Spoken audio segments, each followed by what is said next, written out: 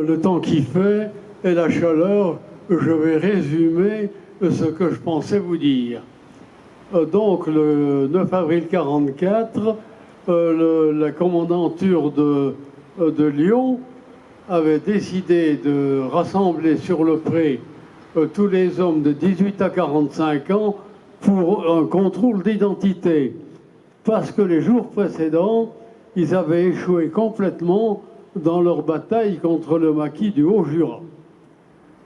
Alors on s'est retrouvé à peu près 2000, tous les hommes de 18 à 45 ans, on s'est retrouvé à peu près 2000 sur la place du Pré, et ça devait être au plus tard à 10 heures. Alors à 10 heures, les Allemands avaient installé une petite table, une chaise sur la place du Pré, à la hauteur de la quincaillerie Isabelle actuelle. Alors on a tous défilé dans la petite table, on a décliné notre âge, notre identité et nos professions.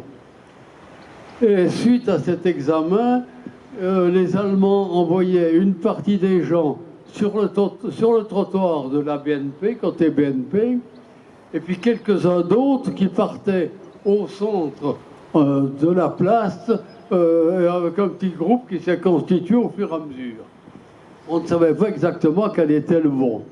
Vers 4 heures, tout a été terminé et les Allemands ont donné possibilité aux gens qui étaient sur le trottoir comme BNP de partir. Alors donc, c'était le petit groupe qui était au milieu de la place du Pré qui était destiné à partir en Allemagne, dont on faisait partie tous les trois. Je résume, hein. Vers la fin de l'après-midi est arrivé des cars qui nous ont chargés et qui nous ont emmenés à l'école supérieure de filles. L'école supérieure de filles, c'est actuellement le musée de la pipe et du diamant. On a passé la nuit sur les bancs des élèves, une nuit pas très confortable. Le lendemain matin, il est arrivé à nouveau des cars qui ont traversé la ville, ils nous ont emmenés à la gare. À la gare, la Croix-Rouge de Saint-Claude avait prévu de nous accueillir et de nous donner un petit peu de ravitaillement. Parce que depuis la veille, on n'avait rien mangé. Hein. Mais les Allemands nous ont bousculés et nous ont empêchés de nous arrêter devant la Croix-Rouge.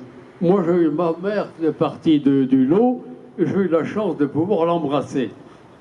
On est monté dans un train de voyage avec des wagons de voyageurs.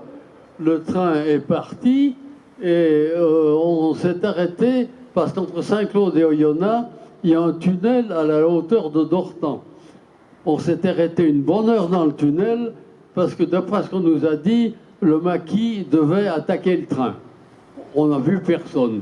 Le train est reparti, on est passé à Oyonnax, on est passé la Cluse-Nantua, et on s'est arrêté à la gare de Bellegarde. À la gare de Bellegarde, les Allemands nous ont fait mettre en colonne per 5. On est descendu la grande rue, on est arrivé un peu dans le centre de Bellegarde et on nous a clôturés dans une école. Dans cette école, les Allemands ont commencé à nous persuader de ne pas essayer de nous évader. Parce que à notre but final, on allait être à nouveau questionné et ceux qui étaient en régularité seraient libérés. Et puis après, ils ont commencé à s'inquiéter des Juifs parmi nous. Alors il y a eu exhibition des sexes, bien sûr, et ils en ont trouvé 6.